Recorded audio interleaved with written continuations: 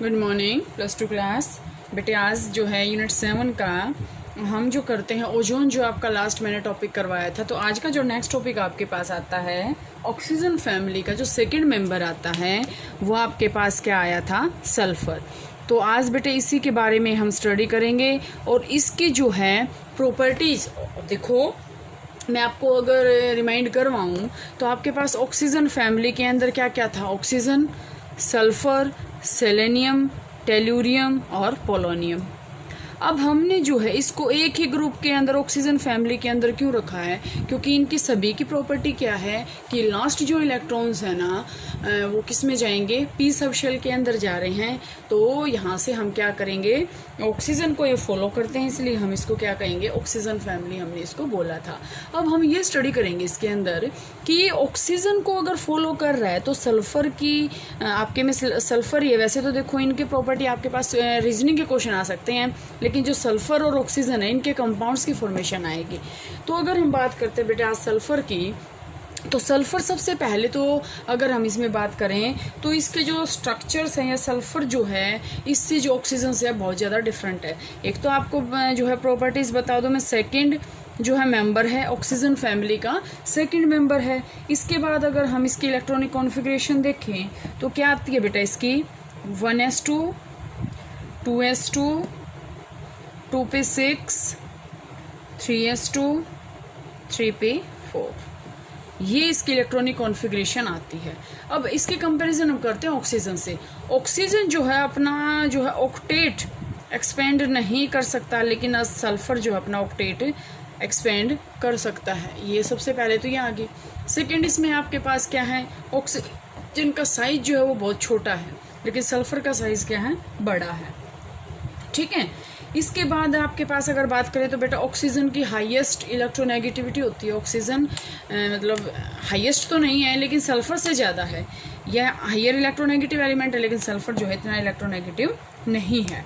ठीक है। इसके बाद बेटा मैंने बता दिया डी ऑर्बिटल, इसके बाद अगर मैं यहाँ से बताऊँ तो डी ऑर्बिटल को जो है अपना ये ऑक्टेट को एक्सपेंड नहीं, ये डी ऑर्बिटल को जो है एक्सपेंड कर सकता है। ठीक है, ऑक्टेट ठीक है, ये डी ऑर्बिटल इसके अंदर नहीं होता, मतलब ये अपना जो सेल्स हैं उसको एक्सपेंड नहीं कर सकता। अपने ऑक्टेट जो है उसको ये एक्सपेंड नहीं कर सकता, लेकिन सल्फर जो है ये कर सकता है। इसके बाद यहाँ से बेटे सल्फर जो है हाईएस्ट और higher oxidation, positive oxidation state के साथ जो है कंपाउंड्स की फॉर्मेशन करता है। हायर पॉजिटिव ऑक्सीडेशन स्टेट के साथ ये कंपाउंड की फॉर्मेशन जो है सल्फर करता है। तो बेटा इसके बाद जो है सल्फर की प्रॉपर्टी यहाँ पे तो हमने क्या रीड आउट की कि ऑक्सीजन से के साथ इसकी कंपैरिजन की कि इसके साथ कंपैरिजन करेंगे तो इसकी प्रॉपर्टीज में क्या क्या डिफरेंस आ रहा है। अब हम सल्फर के बारे में स्टडी करेंगे। एक तो बेटा इसके में आपके पास एक इसमें सल्फ्यूरिक एसिड की जो सिंथेसिस होती थी, बहुत अच्छा सिंथेसिस था वैसे तो, लेकिन वो आपके सिलेबस में से अब की बात जो है डिलीट हो चुका है।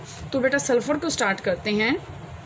देखो एक तो सल्फर जो होता है ना बेटे, इसका जो बहुत अच्छा एग्जाम्पल है कि ये एलोट्रोपिक फॉर्म शो करता है, एलोट्रोपी शो करता है, ये एलोट्रोपिक फॉर्म ये शो करता है। यहाँ पे आपके पास सिलेबस में दो ही हैं, अल्फा सल्फर और बीटा सल्फर।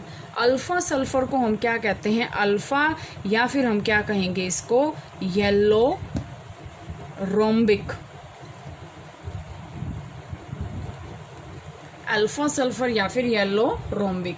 इसके बाद ये होता है बीटा, या फिर हम उसको कहेंगे मोनोक्लिनिक। अल्फा येलो रोम्बिक और बीटा मोनोक्लिनिक। यहाँ से कई बार इससे रिलेटेड जो बेटा क्वेश्चंस पूछ लिए जाते हैं। तो सबसे पहले बेटा हम करते हैं अल्फा सल्फर या फिर येलो रोम्बिक सल्फर। तो बेटा इसकी प्रॉपर्टी को हम वन बाय स्टडी करते हैं, वन बाय वन। यहाँ पे बेटे क्या है, मोस्ट कॉमन है, ये सबसे ज़्यादा कॉमनली जो वो एलोट्रोपिक फॉर्म है, इसकी मोस्ट कॉमन एलोट्रोपिक फॉर्म है। एक तो इसकी ये। सेकंड क्या है बेटा इसके अंदर कि ये जो होता है ना स्टेबल फॉर्म होती है सल्फर की at room temperature, stable at room temperature. Room temperature पे क्या होती है, ये स्टेबल होती है। ठीक है। इसके बाद बेटे ये वो क्या है, अब इसका नाम ही येलो है तो ये कलर क्या होता है इसका, येलो कलर के अंदर होती है ये प्रॉपर्टीज। तो देखो 9th 10th की बातें, ये तो आप प्रॉपर्टी जो है बुक में भी गिवन है, सारी की सारी आप कर सकते हैं। मैं इसको मैं वर्बली बता रही हूँ आपको।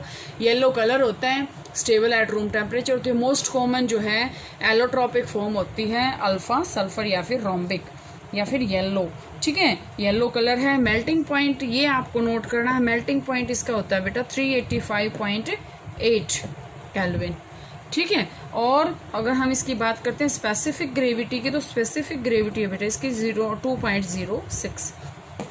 यहाँ से ये पॉइंट्स हैं जो याद करने के आपको, ठीक है।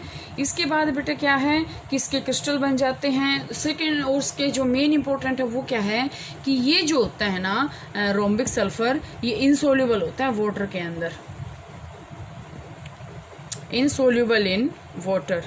वाटर के अंदर ये क्या होता है, इनसोल्यूबल होता है, ठीक है। इसके बाद बेटा इसके अगर हम और करें तो ये जो है येलो सल्फर, अगर हम इसको हीट करेंगे 369 के अबाउ टेम्परेचर पे, तो ये जो है बीटा रोम्बिक जो है ना, बीटा सल्फर जो है उसके अंदर ये चेंज हो जाता है। जैसे हमने क्या लिया यहाँ पे, हमने लिया सल्फर रोम्बिक, हमने इसको 369 केल्विन पे हीट किया, तो ये किसके अंदर चेंज हो जाएगा बेटे, मोनोक्लिनिक के अंदर। ये क्वेश्चन आपके पास यहाँ से अच्छा बनता है कि can we change rhombic sulphur into monoclinic या मोनोक्लिनिक इनटू रोम्बिक, ठीक है। तो यहाँ से बेटा ट्रांजिशन टेम्परेचर होता है इसका ये 369। ये भी आपके पास क्वेश्चन आता है कि what is the transition temperature. Transition temperature का मतलब क्या होता है, जहाँ पे स्टेट चेंज हो जाती है।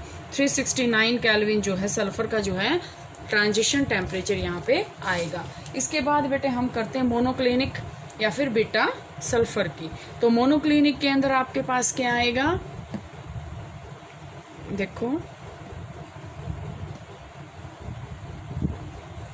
मोनोक्लिनिक सल्फर के अंदर सबसे पहले बेटे ये कैसा होता है, ये भी आपके पास जो है ये आपको नोट करना है कि दोनों ही कलर येलो होता है। इसका भी जो कलर होता है वो येलो होता है, it is also of yellow colour. इसके बाद बेटा क्या है, मेल्टिंग पॉइंट इसका कितना होता है 393 केल्विन, 393 केल्विन होता है। स्पेसिफिक ग्रेविटी होती है 1.98।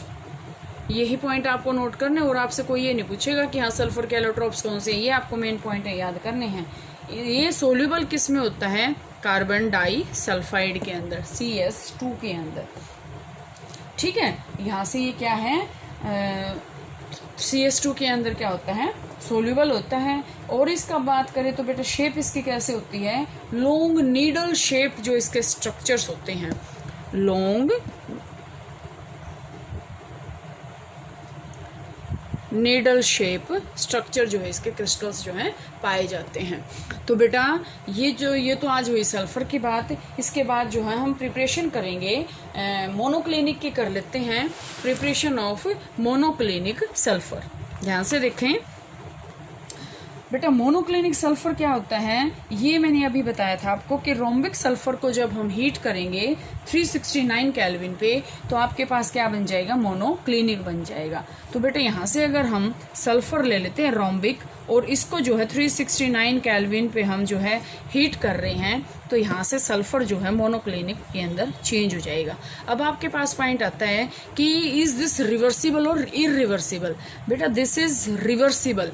Monoclinic can also be changed into rhombic. अब आपके पास है कि जब हम रोम्बिक को मोनोक्लिनिक के अंदर चेंज करेंगे तो हमें अबव 369 टेम्परेचर रखना पड़ेगा, लेकिन जब हम इसको बैकवर्ड डायरेक्शन में करेंगे तो बिलो 369 टेम्परेचर हमें करना पड़ेगा, ठीक है। तो यहाँ से बेटे आपके पास सल्फर के जो एलोट्रॉपिक्स हैं, या फिर अगर हम इसके टाइप्स की बात करें तो यहाँ से वो कंप्लीट है, यहाँ तक आप कर लेना। नेक्स्ट जो आता है आपके पास सल्फर डाइऑक्साइड आता है, ऑक्सो एसिड्स ऑफ सल्फर आएंगे, वो जो है कल करते हैं।